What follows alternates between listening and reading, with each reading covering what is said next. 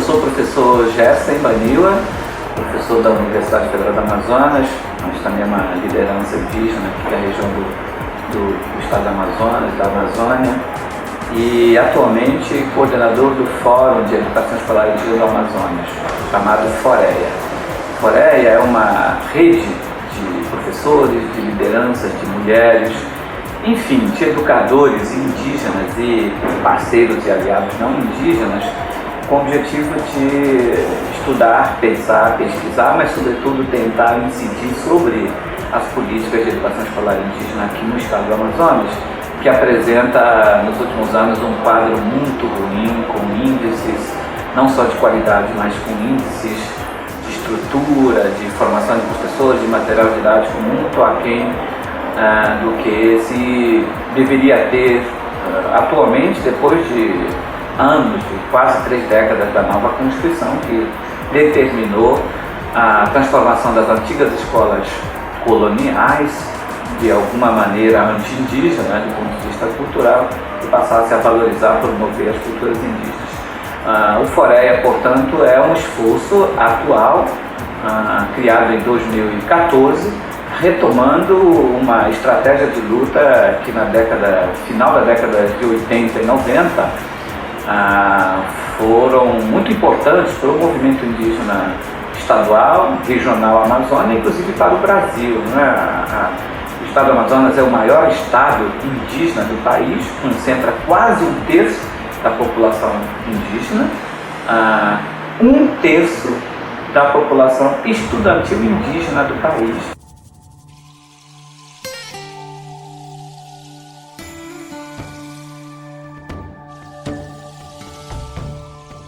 Meu nome é Rosemary Maria Vieira Teles, na língua portuguesa, né? Na língua indígena, meu nome é Orilió, sou indígena do povo Arapaço, do Alto Rio Negro, município de São Gabriel da Cachoeira.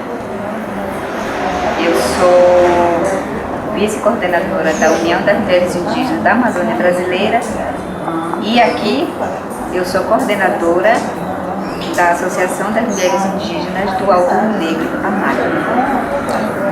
Por que isso? Por que nós decidimos tomar frente dessa discussão, né? Priorizar essa temática? Porque a gente sabe, né, que uns tempos atrás era visto, né, os indígenas, nós víamos como isso fosse cotidiano, era cultural, né?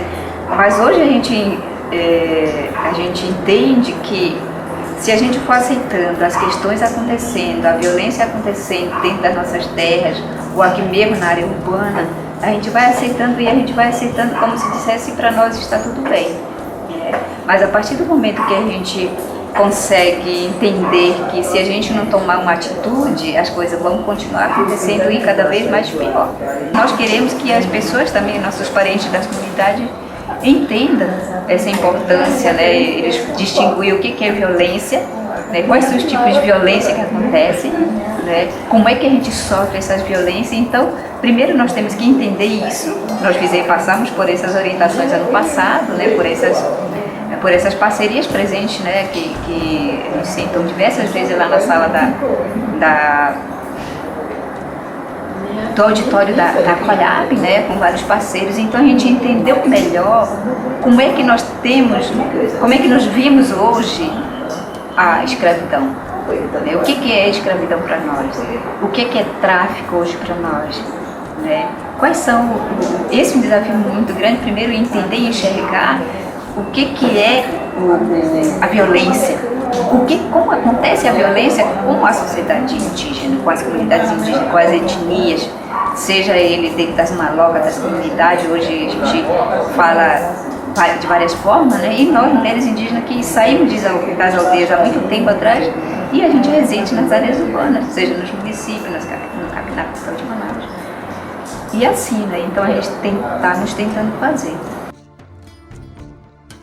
É importante dizer que a educação escolar indígena é fundamental para o presente e para o futuro dos povos indígenas. Toda a consciência de luta depende de uma boa formação de conhecimentos indígenas, formação de conhecimento não indígena, mas sobretudo de cidadania, de conhecimento dos direitos. E a estratégia de mobilização e ir para a rua, é a única estratégia que tem sido um pouco mais eficaz no Brasil. Direitos indígenas no Brasil só são efetivados, garantidos concretamente, na medida da capacidade dos povos indígenas se mobilizarem.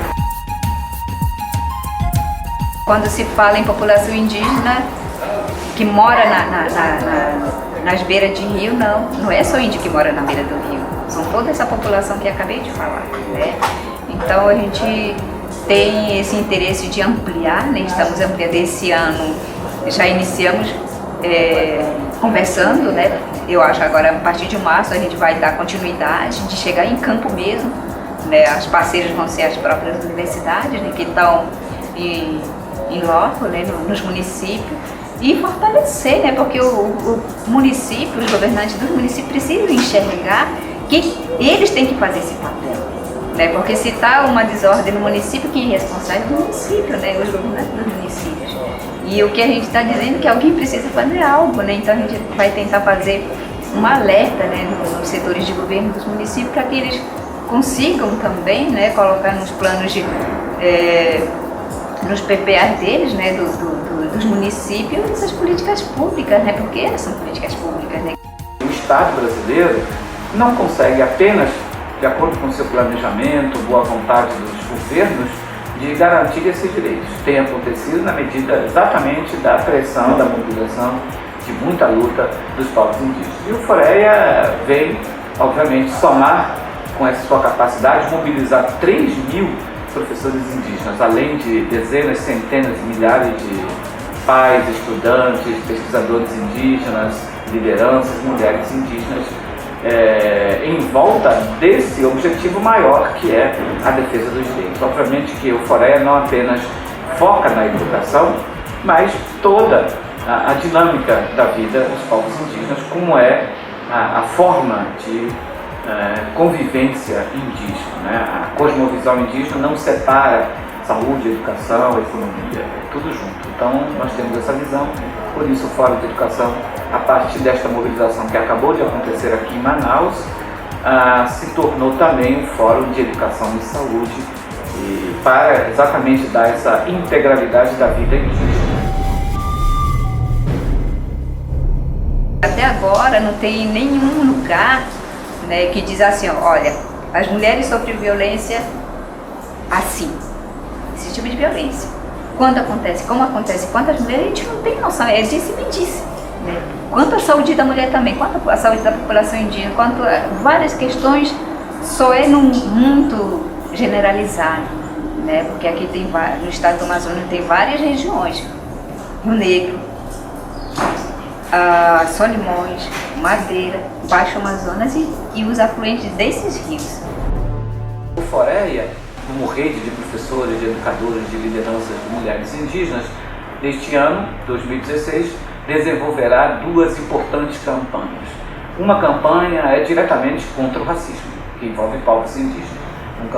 Uma campanha focada nas escolas, nas comunidades, nas organizações da sociedade civil, das organizações governamentais e, sobretudo, a sociedade de um modo geral, né? Sendo que a campanha irá ser desenvolvida a partir dos professores e lideranças indígenas, né? Para se ter maior capilaridade junto a quase 3.000 aldeias indígenas aqui no estado do Amazonas. A outra campanha, mais focada, é com relação a enfrentar ainda práticas de tráfico e semi-escravidão de mulheres indígenas, que já foi muito forte no passado, tem melhorado, mas ainda, infelizmente, se observa bastante esse tráfico de mulheres indígenas. Não se trata de tráfico internacional, o que se tem é de tráfico interno, doméstico, eu diria. São mulheres que são tiradas de suas aldeias por patrões, né, que oferecem, prometem direitos, prometem salário, prometem vários benefícios sociais. São tiradas das aldeias, levadas para as cidades, sejam cidades pequenas, sede dos municípios no interior, ou para a capital Manaus, aonde são basicamente escravizadas, ou semi-escravizadas, né? Sem os direitos trabalhistas, sem os direitos sociais e muitas vezes sofrendo violência. Isso ainda, infelizmente, se verifica muito. Isso também é muito importante, né? E ainda temos aqui no estado do Amazonas, não só mulheres, mas famílias inteiras que são escravizadas, principalmente nos centros extrativistas, distantes dos centros urbanos, onde famílias são mantidas efetivamente com escravas, né? E inclui crianças, mulheres, por a vida inteira. Quer dizer, existem famílias que moram em centros de extrativismo que sequer conhecem o rio principal, o rio Solimões ou o rio Negro, porque são impedidos de saírem e analfabetos, não conhecem direito nenhum e são presas muito fáceis por patrões, principalmente do extrativismo.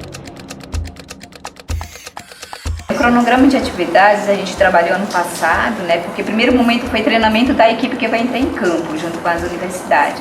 Então, praticamente os acadêmicos vão estar envolvidos, né? Eles que vão estar fazendo essa ponte lá na base, junto com as organizações de referência de cada município, né? Ou de cada organização, né? No caso,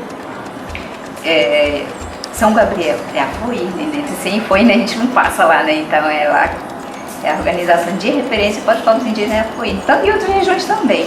Então elas vão estar acompanhando, onde tem departamento de mulher e organização de mulher, essas vão ser nossas referências, né, de trabalho. Então elas vão estar em campo acompanhando diretamente os acadêmicos, né. Agora a parte mais de montagem do relatório final e todo aquele material acadêmico vai ser os próprios acadêmicos mesmo, né, a universidade dá suporte para eles, né. As organizações a gente vai estar dizendo a realidade, né, que as mulheres e os povos indígenas vivenciam mesmo. A gente espera, né, ter um resultado assim significante, porque é ali que a gente vai ter que tipo de violência acontece, né? O que se realmente ainda continua êxodo rural, por causa de que as pessoas vêm para cá com a intenção de trabalhar, né? Ou vem trazido pelas pessoas, ou vem por livre e espontânea vontade, né? Então, porque a gente sabe que essas coisas continuam acontecendo, né? Tanto com famílias, como mulheres, jovens, rapazes, né? Ainda continuam chegando aqui em Manaus. Como acontece isso, né? Por que eles continuam fazendo isso, né? Que os nossos parentes continuam vindo para cá, para a área urbana, né? Então, tudo isso a gente vai ter levantamento e depois dizer assim, olha, nessa questão, o tráfico, né? Não é mais tráfico, é isso, aquilo, né? Eu acho que a gente vai ter uma noção do que representa o tráfico mesmo e o que eles entendem de tráfico, né? Porque uma coisa, o tráfico a gente entendia primeiro de uma outra forma. A gente só ouve falar de tráfico de drogas, tráfico de armas, essas coisas. E com seres humanos como é que acontece, né? Então essa realidade que a gente não consegue enxergar, principalmente os parentes que estão lá. Acontece, mas eles não percebem que as coisas acontecem na frente deles e eles deixam passar. Por isso que as organizações de base não têm essa preocupação de trabalhar, não pautam essa temática como prioridade, né? Senão a gente estaria discutindo, né? Porque isso despertou interesse quando a gente descobriu o significado de cada coisa, né? O que é tráfico.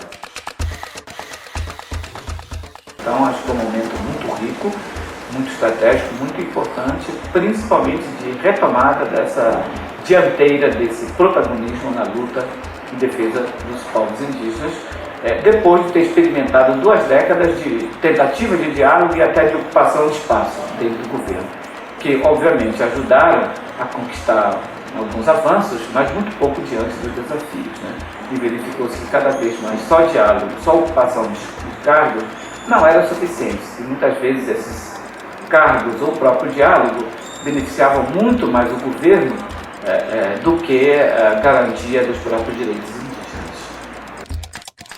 Então, teremos 2 campanhas extremamente importantes para enfrentar esse quadro, que aqui no estado do Amazonas se aproxima na medida em que a frente expansionista do agronegócio, né, se aproxima. O estado do Amazonas é um dos poucos ainda bastante preservados, né, porque até então não havia presença muito forte da frente agropastoril, que agora, a partir do sul do estado, começa a chegar e junto então muita violência, racismo, preconceito e discriminação contra os povos indígenas, que são as principais vítimas, né, desse processo irracional, violento da economia capitalista com esse nível de desvalorização humana.